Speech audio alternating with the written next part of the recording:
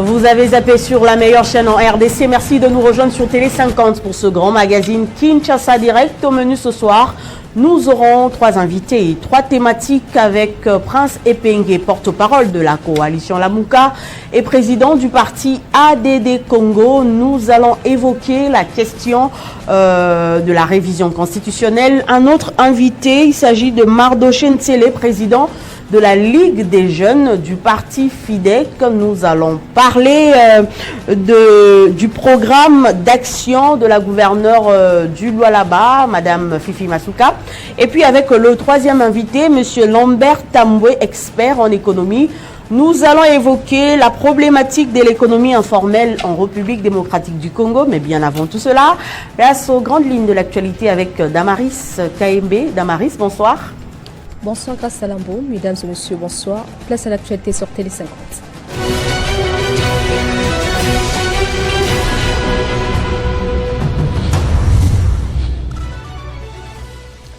Les léopards de la RDC ont obtenu ce mardi 15 octobre la qualification à la phase finale de la CAN 2025 qui se jouera au Maroc. Le poulain de l'entraîneur Sébastien Desabre composté leur billet en battant la Tanzanie sur le score de 2-0 au stade Benjamin Mpaka à Dar es Salaam. Cette rencontre s'inscrivait dans le cadre de la 4e journée des éliminatoires de la CAN 2025. Les 2 buts congolais ont été marqués par Meshak Elia. Grâce à cette victoire, le Léopard totalise désormais 12 points et sont d'office qualifiés pour la phase finale de la CAN Maroc 2025. Après 3 mois de vacances, la rentrée judiciaire 2024-2025 à la Cour de cassation s'est tenue ce mardi 15 octobre à Kinshasa au cours d'une cérémonie solennelle au Palais du Peuple. Cette cérémonie a connu également la participation du chef de l'État, le magistrat suprême Félix-Antoine Tshisekedi, accompagné du président de l'Assemblée nationale Vital Kamerhe. Human Rights Watch a publié ce mardi 15 octobre un rapport glaçant sur le pratique de torture dans 2 prisons et un centre de détention au Rwanda. En avril dernier, Innocent Kayumba, ancien directeur de prison de Rubavu et Nyakeregere, a été condamné à 15 ans de prison pour l'agression et le meurtre d'un détenu de 2019 à la prison de Rubavu.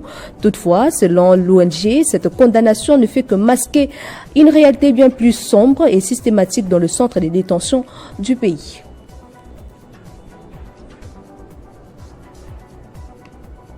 Tous ces grands titres vous seront développés dans notre édition 19h. Entre-temps, Kinshasa Direct se poursuit avec Grâce à Lampo. Retrouvez toute l'actualité en continu sur www.tele50.cd.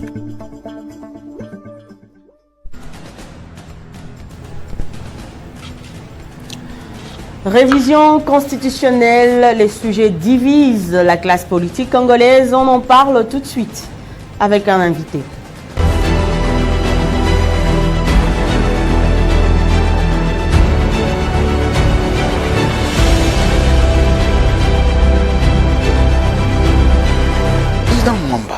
Dites-moi, ici au Katanga, qui est populaire au sein de l'IDPS? Ah, il y a plusieurs. Ici à Lubumbashi. Ils nous sont plusieurs. Je ne veux pas parler, nous sont plusieurs. Il y a 2 jeunes. D'abord, c'est qui les héritiers de Kingo? Qui incarne aujourd'hui la succession de Kingo Wakumanza? Monsieur le journaliste, je peux vous dire, lui-même, Kingo Wakumanza a fait son nom. Lui-même, il a fait son nom. Parce que s'il pouvait s'imiter aux autres, aujourd'hui, il n'allait pas être connu comme Kingo Wakumanza. Entre vous et Dani Banza, qui a la confiance de Tshisekedi? Le chef est là, ses collaborateurs. Non. Le chef a ses collaborateurs. Oui, j'arrive. Le chef a ses collaborateurs et chacun donc de ses collaborateurs, le chef, le fait confiance. Il semble que vous les Katangais, vous êtes champion des chantages. Vous les Katangais, vous avez posé comme condition au Sénat, c'est ça ou rien. Moi, je suis le président de l'Assemblée provinciale. L'honorable président actuel donc du Sénat était élu chez nous ici comme sénateur. Et nous, on ne pouvait que le publiciter pour qu'il soit le candidat, notre candidat. On vous reproche.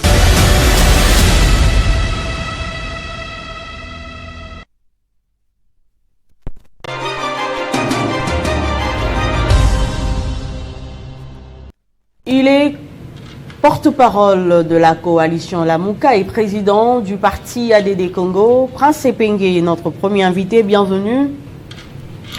Merci, madame, pour l'invitation. Vous revenez fraîchement des États-Unis où vous étiez en tournée avec l'opposant Martin Fayulu. De quoi il s'agissait exactement? Écoutez, nous sommes allés aux États-Unis. Je crois que c'était le 26 septembre dernier pour répondre à l'invitation de African Initiative World. Donc c'est une structure qui regroupe les éminents professeurs de l'université de Princeton dans l'état de New Jersey. C'est une invitation qui datait de longtemps. Vous savez qu'aux États-Unis, pour permettre aux étudiants d'acquérir plus de connaissances sur les diverses matières qui leur sont données, on invite les intellectuels, les gens qui se sont distingués dans divers domaines pour partager les connaissances. Et c'est à cette qualité et à ce titre que le président Martin Fayulu a été convié, et lui et sa suite, donc y compris moi-même. Et donc nous sommes arrivés aux États-Unis le vendredi, où nous avions tenu un jour après une très grande conférence à l'université Princeton. Je vais, pour le besoin de la cause, rappeler que c'est la plus grande université au monde en termes de budget, parce que cette université a un budget de 40 milliards de dollars. Imaginez-vous une université, c'est l'université où la femme de Barack Obama, Michelle Obama, a étudié. Une université qui a vu des éminents professeurs, des éminents scientifiques comme Albert Einstein. Et donc, ce n'est pas n'importe qui est convié là-bas.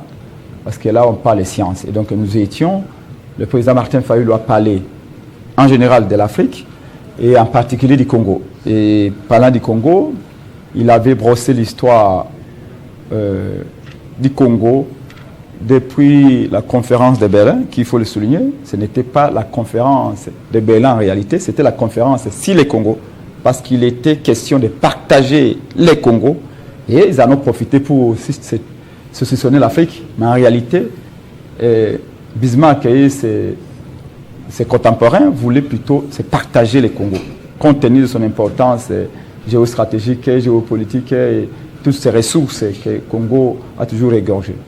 Et en passant par l'État indépendant du Congo, la colonisation belge, la passation de flambeau entre Léopoldé et la Belgique en 1908, les combats pour l'indépendance qui a été menés par Lumumba Kasavubu et les autres, les deux coups d'État de Mobutu à 60, à 65, les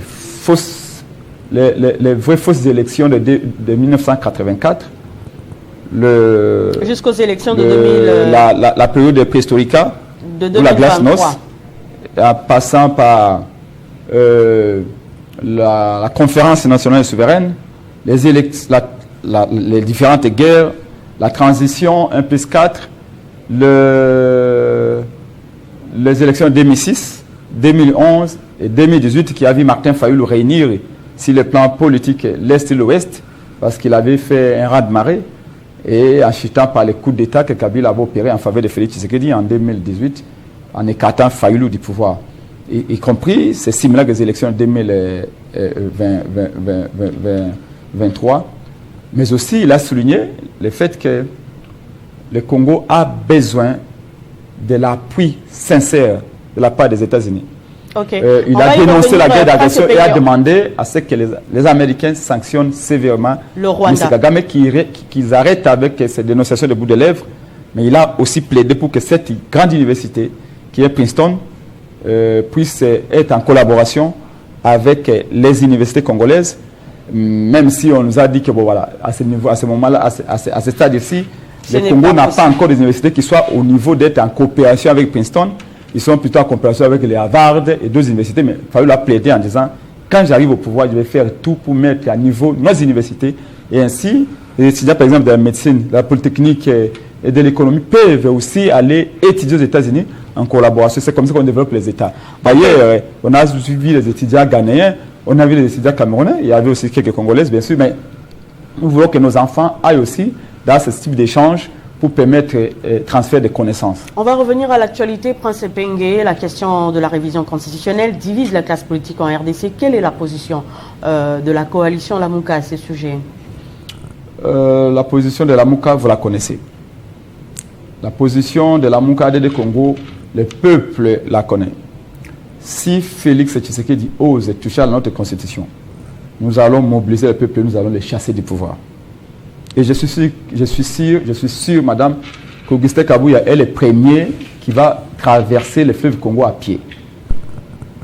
Vous savez, je suis rentré des États-Unis, j'ai vu ce pays, madame.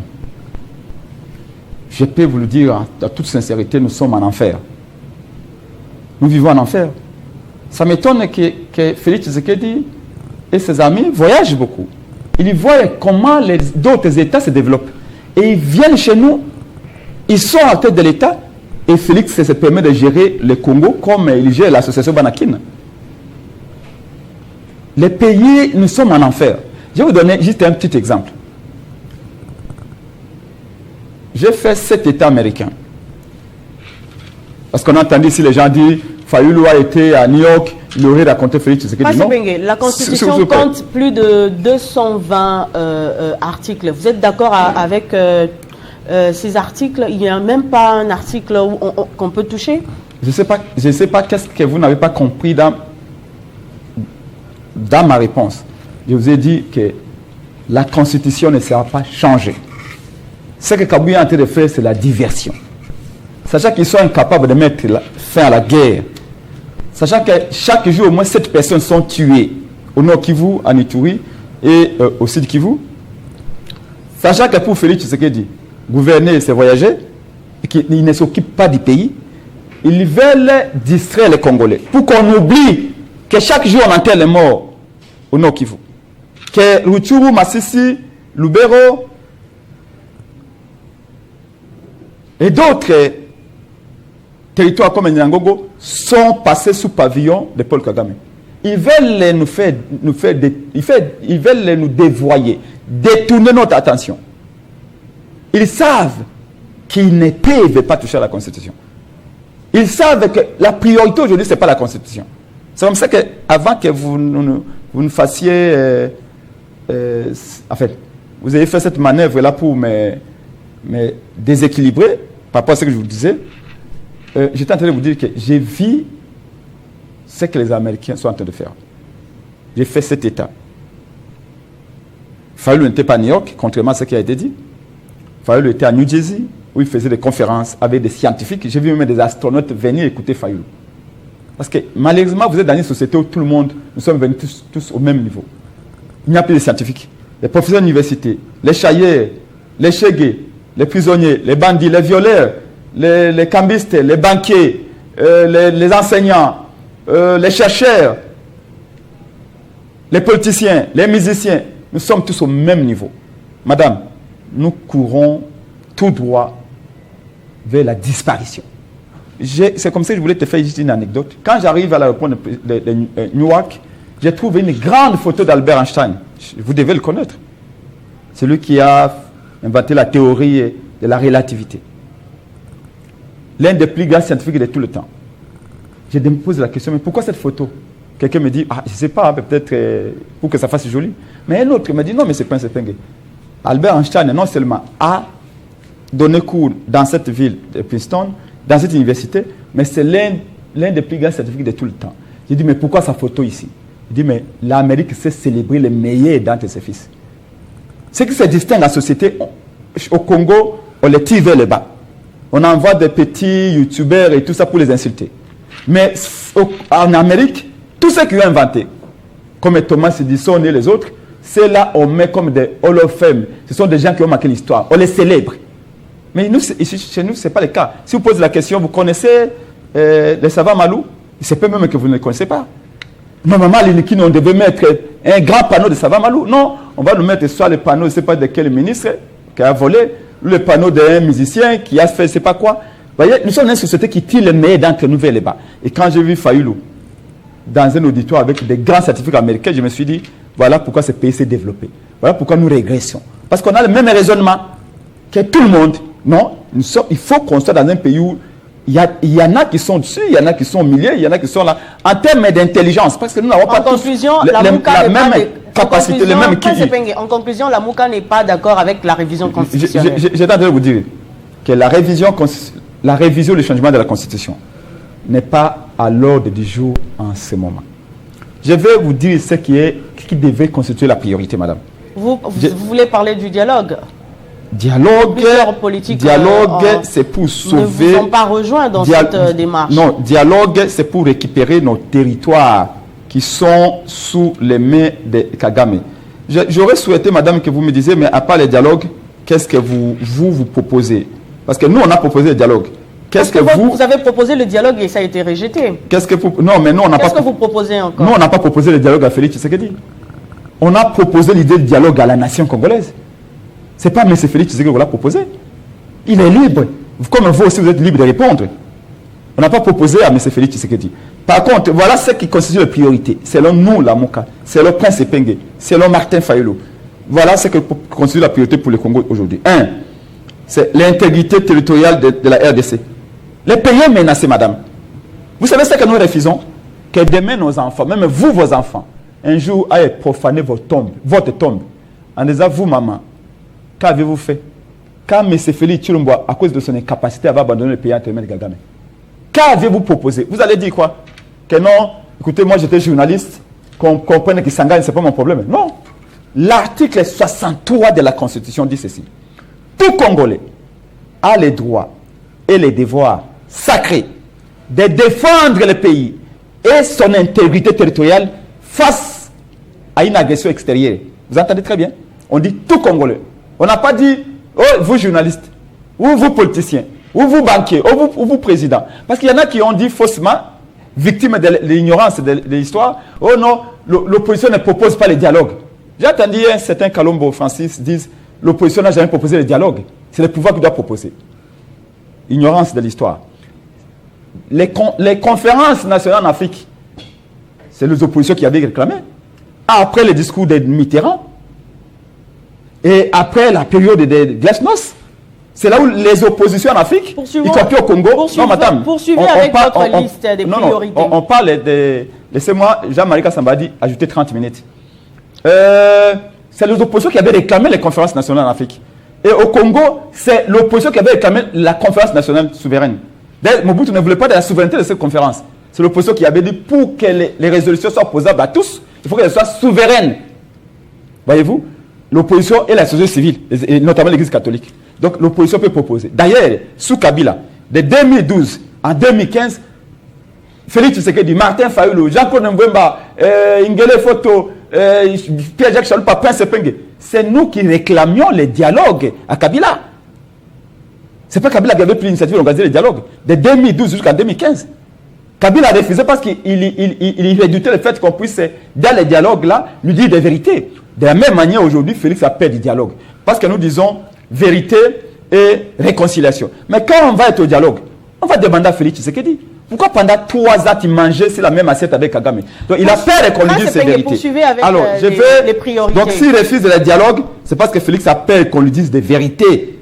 Et comme celui qui marche dans les noirs n'aime pas la lumière, Félix a refusé le dialogue. Mais nous, ce n'est pas notre problème. On a fait notre part. Parce que nous refusons qu'on nous dise, vous n'avez rien tenté, vous n'avez rien fait, vous n'avez rien proposé. Et si base l'article 63, nous avons proposé. C'est notre proposition. Si quelqu'un pense être plus intelligent que nous, qu'il lui propose aussi, on va en discuter. Mais le dialogue, tenez-vous très bien, madame, c'est Epenge qui vous dit, nous finirons par ça. Pas pour partager les gâteaux. C'est une menace? Non, je ne menace personne. Pourquoi je menacerais quelqu'un? Je vous dis tout simplement, avec un ton sérieux, que nous finirons par ça. Vous savez pourquoi? Nous ne voyons pas Félix Tshisekedi dans ses politiques alambiquées ici. Comment il va sortir le pays de ces gouffres? Ces territoires qui sont actuellement de Kagame, mais comment il va les récupérer? On va chuter Prince Epenge. Voilà. Avec les deuxième priorité, donc après la première priorité qui est l'intégrité territoriale nationale de la RDC, La terre que nous devons récupérer, 115 localités, 115 villages sont gérés par Kagame. On nous dit que chaque jour, 10 millions de dollars sont perdus. Perte économique, perte financière et perte en vies humaines. Ensuite. La dernière fois que Félix Tshisekedi a parlé de Bunagana, ça fait maintenant combien? C'est depuis le mois de septembre 2023. Vous trouvez ça responsable? Ensuite, il y a la guerre imposée au pays par le Rwanda, la guerre d'agression. Voilà les priorités. Troisième priorité, les déplacés internes. On en a 7 millions. Donc, de janvier au mois de juin, 1 million déjà déplacés. Déjà qui meurent dans les forêts et dans les camps de déplacés. Faute d'assistance de l'État et parce que l'État n'a pas su les protéger. Quatrième priorité, la misère du peuple. Maman, la faim et la famine. Les Congolais meurent en silence. Les Congolais ne mangent pas. Allez-y voir. À ce moment où je vous parle, les Congolais rentrent à Tchango à pied. Il n'y a pas de transport en commun. La misère sociale, les gens ne sont pas payés. D'ailleurs, les médecins sont en grève dans le province de la Chopo. Les enseignants sont en grève. Partout, les gens sont en train de débrayer, de gréver. Cinquième priorité, la corruption. Les détournements de l'argent public. Partout. Il faut arrêter ça. Voilà les priorités sur lesquelles ils doivent travailler. Et septième, les élections triquées et les frustrations que cela ont générées. Voilà pour nous les priorités. Aujourd'hui, ce n'est pas la constitution qu'il faut changer. C'est plutôt Félix Tshisekedi qu'il faut changer. Et pour nous, la Mouka, en proposant les dialogues, et tenez-vous très bien, ce n'est pas pour partager les gâteaux. C'est réducteur, c'est même insulter les Congolais. Le Congo n'est pas un gâteau. Pour moi, Prince Epenge, le Congo, c'est notre bien le plus précieux. Parce qu'il nous rassemble, parce qu'il nous protège. Vous avez dit, je viens des États-Unis. Qui m'ont invité là-bas? Ce sont les Congolais qui ne sont pas de la même famille biologique que moi, qui ne sont pas là comme moi. J'étais à Chicago, j'étais à Michigan, j'étais en Virginie, j'étais à Maryland, j'étais à Washington, j'étais à New Jersey et à New York. Ce sont les Congolais qui ont payé les billets d'avion pour vous dire, vous êtes l'avenir du pays, nous voulons t'écouter. Ils ont organisé des réunions. Pourquoi ils m'ont invité ainsi? Pas parce qu'ils sont mes frères de sang, plutôt mes frères, je vais dire, biologiques. C'est parce qu'ils ont compris que nous sommes tous les enfants du Congo. Et nous tenons à l'avenir du Congo. Parce qu'ils ont l'impression qu'arrivent vont les choses, demain ils n'auront plus une nation. Voilà pourquoi nous demandons le dialogue et nous étions très clairs. Nous ne partagerons jamais les responsables de Félix Tshisekedi parce qu'on n'a pas les mêmes valeurs, on n'a pas la même vision que lui. Mais par contre, par le dialogue, nous allons fédérer les énergies.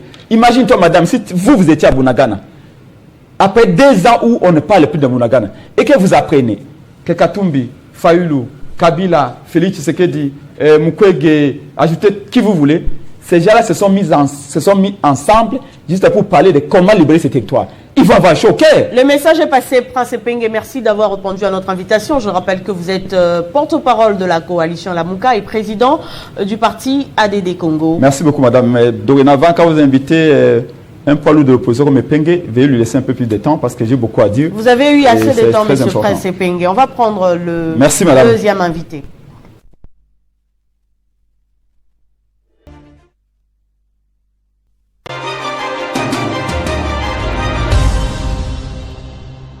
De la Ligue des jeunes du parti FIDE, qui est communicateur de la gouverneure de la province du Lualaba, Madame Fifi Masuka. Il s'appelle Mardochen Tsele. Bienvenue. Merci Madame. Avec vous, nous allons évoquer le programme d'action de la gouverneure du Lualaba. D'abord, vous êtes président de la Ligue des jeunes. Comment se porte ce parti, chère Madame Fifi Masuka? Merci beaucoup, Madame. Le parti Front des Indépendants pour la démocratie chrétienne, FIDE en sigle, se porte très bien. Aujourd'hui, c'est un parti qui a fait beaucoup de progrès dans les différents secteurs, parce que c'est le parti qui comptait à l'époque 2 députés seulement. Aujourd'hui, nous en avons au-delà de 10 au sein de la plateforme Fifi Masuka, dont nous avons plus de 27 députés nationaux, 6 sénateurs, 31 députés provinciaux. Nous avons des gouverneurs, vice-gouverneurs, nous avons des vice-présidents des assemblées, nous avons des députés provinciaux un peu partout, donc c'est une grande famille sur le plan politique qui a fait beaucoup de progrès, donc j'en suis fier. Je m'en vais saluer le président intérimaire, celui qui engage le parti actuellement, le président Dédé Moupassa, là où il est. Je sais en rapport avec les incompatibilités liées à la fonction de son excellence Fifi Masuka Saini comme autorité morale. Actuellement, gouverneur de province ne peut pas assurer les fonctions du président national du parti, mais c'est l'honorable Dédé Moupassa, ensemble avec le secrétaire général. Je salue tout le monde. Donc, bref, le parti se porte très bien. a enregistré des progrès très significatifs. Et je l'ai dit tout à l'heure, avec vous, nous allons évoquer le programme d'action de la gouverneure du Lualaba. Alors, qu'est-ce que la population du Lualaba peut attendre de ce programme d'action? La population du Lualaba est témoin des avancées très significatives enregistrées dans la gestion de Masuka Saini pendant ces 3 ans de l'intérim quand elle fut gouverneur intérimaire depuis 2020, 2021, 2022 et 2023 il y a eu élection. Ces 3 années ont marqué réellement, n'est-ce pas, les Lualabais.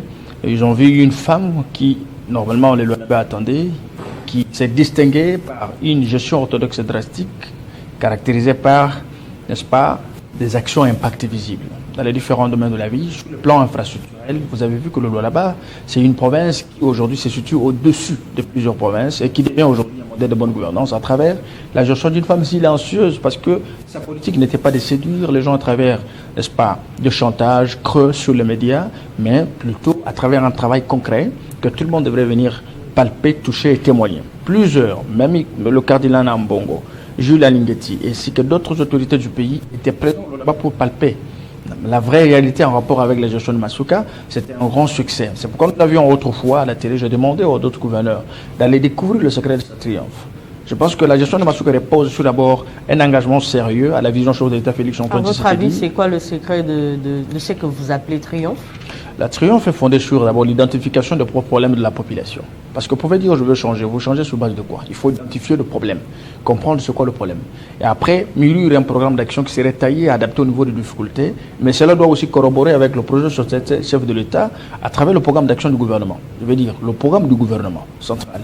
Et vous avez vu, quand on parle de la gratuité de l'enseignement de la province du Lualaba, Masuka avait anticipé avec les constructions des écoles, même dans des territoires, même dans des villages. Je vais parler même de Sandoa, de Dilolo, d'ailleurs, qui est voisin de la Zambie. Sandoa qui a été beaucoup cité par la population, on l'a beaucoup réclamé dans cette partie du pays. Je pense que le développement, c'est un processus. Ça ne peut pas se faire par coup de bateau magique. C'est un processus. D'abord, c'est une question de volonté, de conception de projet qui touche directement les difficultés de la population dans les différents domaines de la vie. Après, la concrétisation de pas de la mobilisation de recettes. Et la mobilisation de recettes est fondée sur la crédibilité des mobilisations et la traçabilité de fonds. À l'époque, nous avons vu plusieurs fois les comptes fictifs qui existaient dans lesquels le fonds de l'État était logé, mais mal géré. Il y a eu une gestion opaque des finances qui a entraîné la province pilote à l'époque, entre guillemets, mais c'était une province pilote creux. Ça produisait, mais pour les intérêts des individus. Mais une femme sort dans un pouvoir de limite. Un gouverneur intérimaire, vous savez que c'est un pouvoir d'étouffement. Elle n'a pas la plénitude du pouvoir avant même la confirmation de son intérim, mais elle s'est battue avec l'artisanat minier. La volonté de Masuka a entraîné la province à commencer à sortir de la réserve pour essayer de prouver au monde que le Lualaba pouvait influencer à lui seul le développement de ce pays, parce que ça représente beaucoup. Plus de 60% de réserves, n'est-ce pas, géostratégiques, qui fait en sorte que le Lualaba peut beaucoup représenter, mais à travers la volonté politique exprimée, l'engagement et l'amour du pays. Donc le sens élevé du patriotisme de Masuka, caractérisé par son engagement de pouvoir répondre directement aux difficultés de la population à travers la concrétisation de ce projet, la concrétisation de ce que le chef de l'État a promis dans les différents secteurs, comme j'ai évoqué la gratuité de l'enseignement, j'ai évoqué aussi la santé. Le chef de l'État a lancé le projet de la santé universelle. Mais au là-bas, je vais vous dire, c'est pour la première fois que Masuka construit, n'est-ce pas, la clinique universitaire de ces niveaux-là, qui répond aux normes internationales. Aujourd'hui, si ce bijou est inauguré, je pense qu'il n'y aura pas de succès. Il y aura un grand succès, actuellement, on n'aura pas le temps d'aller en Afrique du Sud, on n'aura pas le temps d'aller en France, aux États-Unis pour se faire soigner, parce qu'il a voulu prendre les conditions que nous suivons à l'extérieur du pays pour le mettre au doigt. En dehors de ça, Masuka construit au niveau des universités. Aujourd'hui, l'université de Kolusi, c'est une grande université avec des bâtisses importants. Aujourd'hui, ce sera un grand bijou qui serait mis à la disposition des étudiants de là-bas. C'est ça, parce que partout nous avons hérité, c'est que les Belges ont construit. Là, vous parlez de ce qui a été fait. Qu'est-ce qui n'a pas encore été fait? Qu'est-ce qu'on peut attendre encore de la gouverneure Fifi Masuka maintenant qu'elle est gouverneure full, elle ne fait plus d'intérim? Maintenant qu'elle est gouverneure full, d'abord, ce qui a marqué les esprits de tous les Congolais, surtout les amoureux du changement, c'est qui croient au développement, au changement de la République. Vous avez vu ce que Masuka fait à travers son programme d'action, c'est le montant qui est retenu dans le cadre de la mobilisation, c'est qu'il a défendu devant les élus plus de 3 milliards. N'est-ce pas? 3 milliards de dollars pour l'exercice budgétaire 2025. Je vous ai dit que c'est pas la première fois. Je vous rappelle, en 2021, Masuka a modifié le budget de la province, donc un budget rectificatif qui était élevé à 600 millions de dollars jusqu'à 1,5 milliard.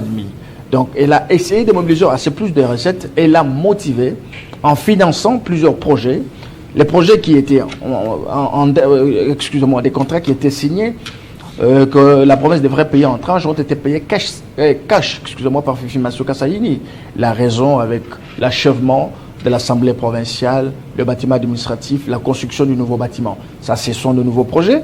La construction du nouveau hôtel du gouvernement, parce que l'ancien, qui était construit, inauguré en 2019, Masuka considérait que c'était ancien, il fallait qu'on essaie de construire encore un autre bâtiment qui est déjà en phase de finition. Et de l'autre côté, nous avons l'aéroport international de Koulouzi qui est en train de finir. Vous comprenez? Ces histoires, ces projets sont en train de se concrétiser à travers cette volonté manifeste de mobilisation de recettes, à travers la lutte contre, n'est-ce pas, la corruption qui s'est caractérisée par l'arrestation de plusieurs des camions qui sortaient illégalement, ainsi que dans d'autres domaines de la vie. On a verrouillé beaucoup de trous qui sortaient le fonds de l'État, les fonds qui allaient dans le poste des individus pour les canaliser dans l'école du Trésor. C'est pourquoi aujourd'hui, la province du Lualaba se distingue dans le domaine de mobilisation de recettes. Mais pour ce nouveau quinquennat, où Masuka est gouverneur, elle a un programme chiffré à plus de 3 milliards. Pour plusieurs personnes, elle pouvait faire mieux que ça. Elle a chiffré son programme à 3 milliards de dollars seulement. C'est réaliste. Qu'en dites-vous? Mais non seulement, mais il n'y a pas. Moi, je n'ai pas vu une province qui a défendu 1 milliard. Même Kinshasa, même pas le Haut-Katanga, d'autres provinces. Mais le Lualaba est allé jusqu'à 3 milliards. C'est à féliciter. Parce que la fois passée, elle avait promis 1,5 milliard. Elle a mobilisé au-delà de 1 milliard. C'est un grand succès. Mais aujourd'hui, elle promet 3 milliards avec des projets gigantesques. L'achèvement de l'échangeur de Koulouzi, je sais qu'il y a encore d'autres projets très importants que ça. Mais c'est que le Lualaba devra attendre de Fifi Masuka qui s'inscrit d'abord dans la vision, dans la logique du chef d'État Félix Antoine Tshisekedi. C'est la métamorphose, n'est-ce pas, du Lualaba dans tous les secteurs de la vie. Quand on parle des infrastructures, variées urbaines, qu'est-ce que j'ai encore, on voit aussi le changement social de Lualaba. C'est possible parce que nous croyons. À l'époque, nous avions chanté que c'était elle qui venait délivrer la province. Elle a accepté la vision du projet public à bon escient, c'est-à-dire en pleine connaissance de cause. Le Lualaba aussi attend encore, voire plus, donc la multiplication de ces actions dans le secteur un peu différent. Parce que c'est pas seulement à Koulouzi, parce que les gens me posaient des questions. Est-ce que c'est seulement à Koulouzi qu'on développe? Travaille seulement à Koulouzi. Mais ce n'est pas seulement à Koulouzi. Dans le Lualaba, qu'est-ce qu'on peut voir quand on va dans le Lualaba profond, qu'est-ce qu'il y a là-bas? Bon, par exemple, la question la plus importante par rapport au Lualaba profond, c'est d'abord les infrastructures de base, les infrastructures routières, excusez-moi. À l'époque, les 5 territoires qui composent la province du Lualaba n'étaient pas liés, n'étaient pas reliés. Mais avec Masuka, elle a essayé de faire une route à terre battue qui a essayé de mettre ensemble tous les 5 territoires. C'est déjà un grand succès. Les députés de l'époque, les politiques de l'époque, avaient des difficultés d'aller dans leurs villages respectifs. Il fallait utiliser le moyen comme le vélo, en plein XXIe siècle et surtout 2020-2021, où d'abord on chantait à tort que la province était la province pilote. Aujourd'hui, quelqu'un peut aller jusque dans son village, dans n'importe quel moyen, parce que Masuka a facilité les choses. De deux, on parle de l'accès aux services sociaux de base. Donc, la gratuité de l'enseignement, les enfants qui sont dans des territoires peuvent aussi vivre dans les mêmes conditions que ceux qui sont à Koulouzi. Elle a conçu des écoles. Elle a conçu des écoles dans de très bonnes conditions. Le troisième point, est-ce qu'il y a de l'électricité? Même si on n'a pas la possibilité de mettre tout ce qu'il y a comme condition en termes d'énergie, mais on peut mettre la panneau solaire. Donc il y a même le projet de la mise en place de la panneau solaire, c'est la même lumière qui peut éclairer les villes, même les coins les plus reculés de la ville peuvent aussi être vus dans le là-bas. C'est ça le projet qui continue, c'est un processus. Mais en dehors de ça, on a conçu l'aéroport international de Koulouzi qui tend déjà vers l'achèvement, mais il y a aussi un projet de construction de l'aéroport international, l'aéroport national dans la deuxième ville qui est la ville de Kassaji, n'est-ce pas? Le projet vient de commencer. Mais, nous allons vous donner la liste de plusieurs projets. Je sais que c'est un chantier ouvert. Avec Masuka, c'est ineffiable, ça ne peut pas s'exprimer par la parole. Nous sommes convaincus qu'avec l'implication de Masuka, le travail va très bien évoluer et ce sera un succès pour la population et le chef de l'État aura quelque chose à faire. On va revenir sur les 5 piliers de son programme. Le premier, c'est la valorisation du capital humain, développement social et la culture. De quoi il s'agit exactement? De la culture. Vous savez, normalement, les contenus, vous l'avez vu, le contenu, il est là, mais le grand souci, c'est les champs dans lesquels cela doit être mis en exécution. Mais tout ce que moi je veux demander par rapport à les 5 piliers qu'elle a soulevés au sein de ce programme, c'est ça, les concrétisations. Là-bas, ce n'est pas les chansons qu'on chante, mais c'est en réalisation. Nous sommes tenus au résultat. Vous allez voir que dans peu de temps, un travail serait très bien fait et que les gens seraient très contents que tous les 5 piliers vont manifester les actes installés. N'est-ce pas? C'est-à-dire que l'exécution ne souffrira d'aucun problème parce que toutes les batteries sont mises ensemble pour faire triompher la vision du président public dans cette partie de la République. Donc laissez-moi vous dire que Masuka, c'est une femme qui inspire beaucoup dans le domaine de la bonne gouvernance. C'est une bonne élève. La bonne gouvernance qui est le deuxième pilier. Oui, bien sûr, ça fait partie. Il y a encore beaucoup plus de piliers, mais je sais que tout ce que Masuka a soulevé, nous allons revenir ici avec les résultats pour vous détailler chaque pilier, voilà les résultats, parce qu'il n'y a pas longtemps qu'elle a défendu ce programme. Et s'agissant de la consolidation de la croissance économique, la diversification de l'économie. La diversification de la croissance économique, vous allez comprendre qu'il y a beaucoup d'éléments qui entrent en jeu. D'abord, il y a un problème d'infrastructure. Lorsque nous avons évoqué le problème avec l'aéroport, c'est que l'aéroport international est aussi un élément très important qui va influencer la croissance économique, n'est-ce pas, avec les échanges économiques. Aussi, les infrastructures routières. J'ai soulevé l'autre fois sur une chaîne de la place la construction de la route Kolwezi-Solwezi qui débouche directement vers la Zambie pour rendre la province très indépendante de la province de Haut-Katanga. Ça peut aussi permettre à la province de construire un port sec comme ce qui s'est passé à Sakania avec la Haut-Katanga, c'est possible. Relier la province avec d'autres provinces voisines pour essayer de voir dans un partenariat sud comment nous pouvons intensifier cette collaboration économique et permettre, n'est-ce pas, à la province de se tenir debout. Parce que si le loi là-bas est debout, ça peut influencer la croissance économique même à 50% au niveau national. Donc tout ce qui va avec, je vous dis, dans la mise en exécution de ce projet, la croissance économique, normalement, va vivre. Et nous pouvons aller, même si nous ne pouvons pas arriver à 100%, même à 50-40%, c'est un succès. C'est-à-dire la personne qui succédera à Masuka dans l'époque trouvera une province déjà épanouie avec des avancées très significatives enregistrées dans ce secteur. Vous avez évoqué les infrastructures qui se trouvent dans le 4e pilier. Et puis le 5e pilier, la protection de l'environnement et la lutte contre le changement climatique. Comment compte-t-elle y arriver? Très bien. Nous sommes dans une province minière. Vous avez très bien, nous sommes exposés dans la pollution et beaucoup d'autres éléments hostiles, n'est-ce pas, à la vie humaine. Donc l'environnement, la protection, c'est aussi parmi les priorités, non seulement la province de la République, parce que plusieurs fois le chef de l'État a mis l'accent sur la protection de l'environnement. Le Congo représente beaucoup pour le monde. Alors aujourd'hui, vous avez avec la pollution dans les eaux de Kolwezi, Madame la gouverneure Masuka avait lancé un projet, n'est-ce pas, de mettre en place. La population est vraiment exposée à des pollutions. Bien sûr, des mesures sont prises. Il y a même un projet de construction des usines de traitement d'eau potable pour permettre à la population d'avoir accès à l'eau potable. Mais quant à ça, il y a aussi des mécanismes qui doivent être mis ensemble en collaboration avec les experts pour voir dans quelle mesure les usines d'exploitation minière, n'est-ce pas, peuvent, ensemble avec l'État congolais, voir dans quelle mesure cette exploitation ne peut pas menacer la vie de l'Oualabé, la vie des Congolais, en particulier de tout ce qui habite le là-bas. C'est-à-dire les mesures sont prises. Prochainement, nous allons aller dans l'état pour vous comprendre quels sont les mécanismes qui seront pris, quelles sont les modalités de travail qui seraient mises en exécution pour que cette protection de l'environnement soit effective. Donc c'est dans ce sens-là que nous allons devoir poser. On va chuter avec vous votre message à tous les Lualabé qui vous suivent et les cadres et militants du parti FIDEC. Un grand message, avant de lancer mon message, je voudrais m'adresser aux Lualabé pour leur dire qu'ils doivent être vigilants. Parce que l'arbre qui porte des fruits sucrés, l'arbre qui porte le fruit mûr, c'est l'arbre la plus combattue. Même par le fou, même par tout autre être humain qui passe.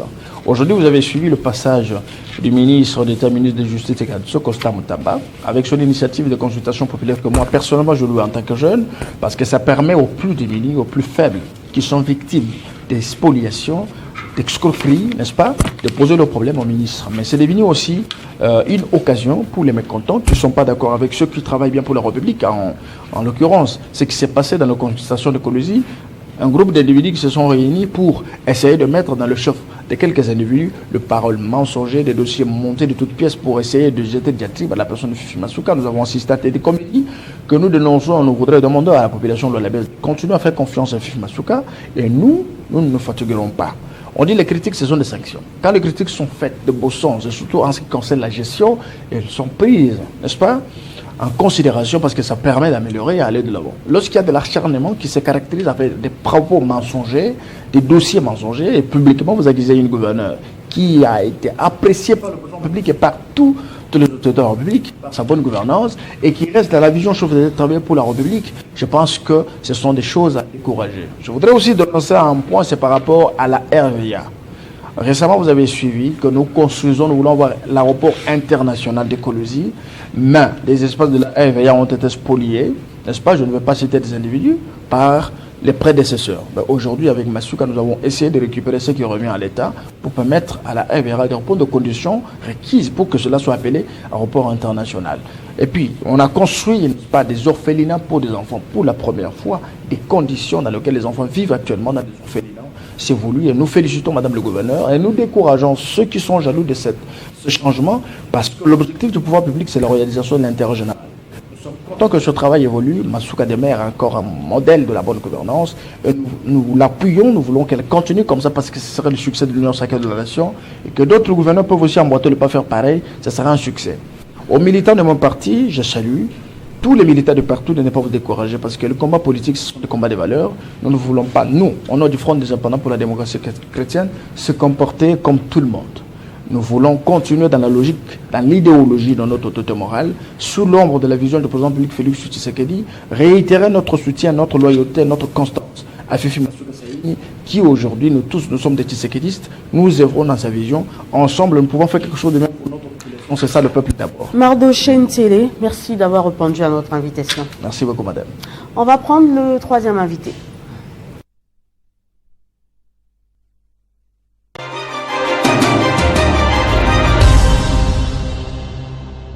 Nous a également rejoint sur ce plateau Monsieur Lambert Tamboué, expert en économie. Bienvenue. Merci beaucoup, madame. Avec vous, nous allons parler de la problématique de l'économie informelle en RDC. Alors, quelles sont les mesures à prendre pour diminuer le secteur informel et augmenter les revenus fiscaux? Merci beaucoup pour votre invitation, madame. D'abord, c'est quoi les secteurs informels? Comme le dit le mot, le secteur informel, c'est un secteur qui échappe au contrôle fiscal et au contrôle de l'économie nationale. Alors, l'économie nationale congolaise est beaucoup plus basée sur les secteurs formels, c'est normal, alors que le secteur informel papillonne la République. Tenez, vous avez près de 65% de notre économie qui est dans le secteur informel. Et voilà pourquoi il faut des mesures incitatives pour faire sortir les opérateurs économiques des secteurs informels vers le secteur régulier. Et cela aura pour incidence l'augmentation du budget de l'État. Étant donné que toutes ces entreprises qui œuvrent dans l'informel ne participent ni au paiement des taxes ni au paiement des impôts, cela constitue un manque à gagner criant pour le budget national et pour les démarrages ou les redécollages de la société. Alors, il nous faut des mesures incitatives pour, évidemment, on ne peut pas éradiquer les secteurs informels, c'est difficile, même en France, il y a au moins 5 à 10% des entreprises qui sont encore dans l'informel, mais au moins on peut réduire, si on arrivait à réduire le secteur informel de la moitié, cela sera vraiment une victoire écrasante. Vous avez parlé de 65%, mais il y a des statistiques qui parlent de près de 90%. Hein. Cela dépend des analystes et mes chiffres, je les ai tirés du rapport de la Banque mondiale et puis le recensement général effectué par l'Institut national des statistiques de la RDC.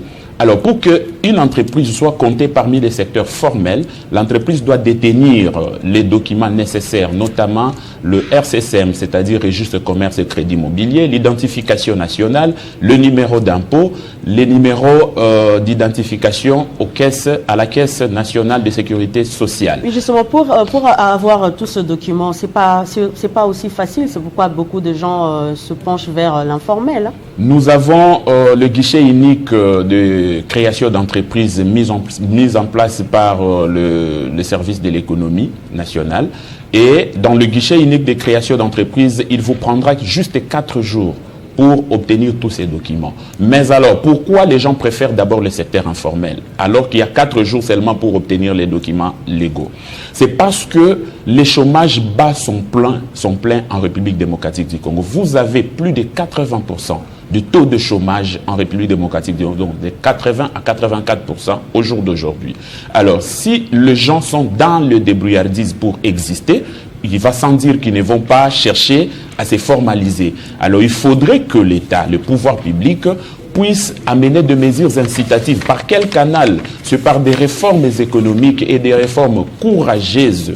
Nous devons vraiment avoir des dirigeants courageux, républicains. Ce que nous disons ici, c'est que si vous amenez ces genres de réformes comme nous le proposons, cela ne vous bénéficie à rien, vous étant un individu, mais ça bénéficie à la République. Voilà pourquoi nous, républicains, qui voyons que l'intérêt de notre République, nous proposons ces genres de réformes afin que notre République puisse en bénéficier. Vous avez, j'ai parlé tout de suite de l'Institut des statistiques de la République du Congo. Pour les 4 documents phares que j'ai cités, à savoir l'RCCM, l'identification nationale, numéro d'impôt et la sécurité sociale, vous avez, Madame Téné, 0,4% des entreprises recensées. Seuls 0,4% détiennent les documents sur le 100% des entreprises congolaises. Alors, si vous enlevez les 0,4%, donc vous avez plus de 99% des entreprises sont dans le secteur informel. Imaginez la manque à gagner pour le trésor public. Seuls 0,5% des entreprises recensées tiennent la comptabilité au ADA. Alors, comment est-ce que vous voulez être formel lorsque vous n'avez même pas de comptabilité? Tenez bien que l'impôt sur le bénéfice est assis sur le bénéfice ou l'intérêt de la société, et ce bénéfice est constaté par la comptabilité. Et si vous ne tenez pas la comptabilité, comment est-ce que vous allez payer? On va vous calculer vos IBP comment, sur quelle base? Et vous avez 62,8% d'entreprises congolaises qui ne tiennent même pas de comptabilité. Vous arrivez comme ça, c'est de bouche à oreille, le patron est là et c'est lui qui joue le rôle de comptable. Peut-être c'est son frère, peut-être c'est sa nièce, ainsi de suite, qui n'a aucune notion de la comptabilité. Et comprenez aussi que le secteur fiscal n'est même pas formalisé en République démocratique du Congo. Quels sont les secteurs les plus rentables en RDC pour maximiser les recettes? Non, mais pour maximiser les recettes, il faut inciter les informels. Parce que partons sur base des entreprises qui existent avant d'en créer d'autres. Comment est-ce qu'on encadre les activités existantes en République démocratique du Congo? Lorsque les gens sont dans l'informel, c'est-à-dire qu'ils ne sont même pas répertoriés, ils ne sont pas encadrés.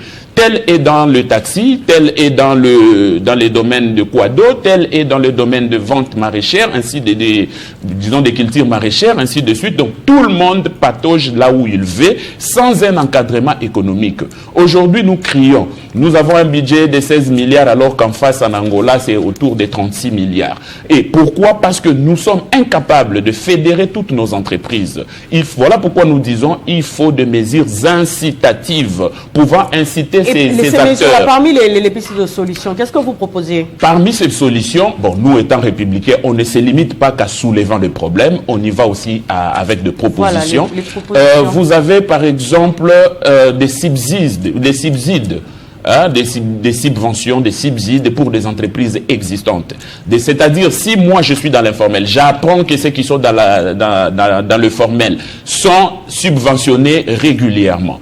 Ils ont la facilité d'accès au crédit, parce qu'il n'y a pas d'économie sans crédit. Vous ne pouvez pas évoluer avec vos fonds propres. Il faut à tout moment que vous ayez l'accompagnement d'un crédit qui va booster votre productivité. S'il y a tout ça, s'il y a aussi... C'est difficile en RDC obtenir un crédit. C'est très difficile. Voilà pourquoi l'État doit s'y pencher. Et s'il y a des mesures de réduction fiscale pour de nouvelles entreprises, si j'apprends qu'une fois me formalisé, je vais passer par exemple 2 ans sans payer les impôts, parce que ce qu'ils fouillent, c'est aussi les impôts. La tracasserie est là d'ordre administratif et fiscal. C'est ça ce qui leur fait fuir d'ailleurs si vous entrez en contact avec eux. Alors si on essaye de limiter cela, on créerait un univers capable d'accueillir tout le monde, et puis tout le monde va évoluer dans la formalité. Mais si on maintient ce qu'on est en train de faire, le climat des affaires en République démocratique du Congo continue à être alarmant. Tenez, par exemple, les gens qui évoluent dans les secteurs des ventes de véhicules, des véhicules d'occasion qu'on commande du Japon ou je ne sais pas par-ci par ailleurs. un secteur d'économie internationale. Qu'est-ce que j'ai dit? Un secteur de commerce international, mais qui est dans l'informel. Allez-y voir tout le parking que vous voyez. C'est un individu comme vous et moi. J'ai mon argent, je passe ma commande, mon véhicule arrive et je le vends. À un certain niveau de capital, vous devez disposer des éléments. Mais ces gens-là nous fouillent ils fouillent les secteurs formels. Pourquoi? Quand il doit passer sa commande, son banquier, bon, il a d'abord à parler avec son fournisseur et son fournisseur lui envoie la facture pro forma. Il doit s'adresser à son banquier pour le paiement de son fournisseur et là, le banquier l'enverra au guichet unique de commerce extérieur, la SEGIS. Il doit arriver, il doit avoir un compte à la SEGIS et là, on lui exigera le numéro d'impôt, on lui exigera le numéro de commerce extérieur, donc le numéro import-export et toutes ces démarches peuvent lui prendre 2 semaines et pendant les 2 semaines, il n'est pas le seul à pouvoir vouloir importer. Il risque même de perdre son bien qu'il voulait importer au profit d'un autre plus pragmatique. Et tout ça, il doit souscrire à la licence d'importation. Il doit. Tout cela, ça fait fuir les capitaux. Ça favorise le secteur informel. Ça favorise le secteur informel parce que la RDC a bloqué. En voulant formaliser de force, je l'ai dit à tout moment, l'économie n'obéit pas toujours aux mesures restrictives. Il faut arranger les climats et les gens vont venir, les investisseurs vont venir. Lorsque le climat n'est pas arrangé, le climat n'est pas morose, les gens vont aller ailleurs.